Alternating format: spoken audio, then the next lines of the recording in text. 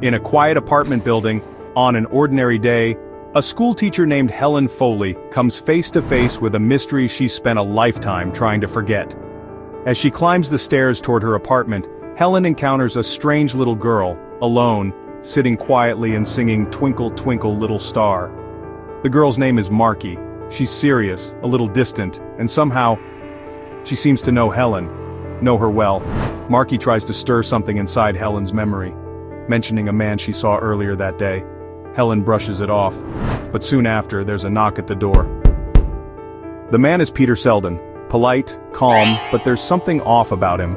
He says he once worked for Helen's mother, back when Helen was just a child. He even claims to be the one who found her mother's body after she was murdered years ago. A murder Helen has no memory of witnessing. But when Helen mentions Markie, Selden freezes.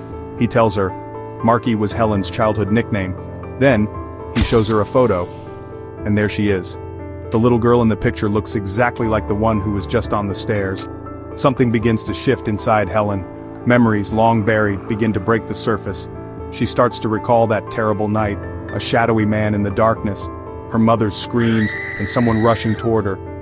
Markie reappears, only this time she tells Helen the truth. She is Helen, a younger version, a memory given form. She's here to help Helen remember what she's tried so hard to forget. And just then, Selden returns. No longer hiding behind pleasantries, Selden confesses everything.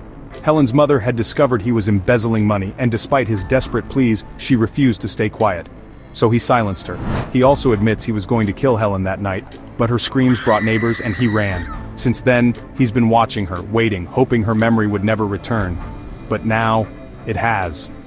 A struggle breaks out. Helen flees into the hallway, and during the chaos, Selden tumbles down the stairs. His secret and his life end in the fall.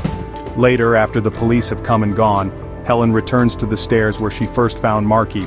Once again, there's a little girl there, sitting with her doll, singing the same familiar tune. But this time, Helen doesn't recognize her. This is just a child, a stranger, and for the first time in a long time, Helen is truly at peace. She smiles and tells the girl, "You have a lovely smile, never lose it." Because for Helen Foley, the past has finally let her go. Somewhere between memory and reality, between guilt and grace, lies a place where the past demands to be heard. A place where even the faintest lullaby can awaken long-forgotten truths. A place in the Twilight Zone.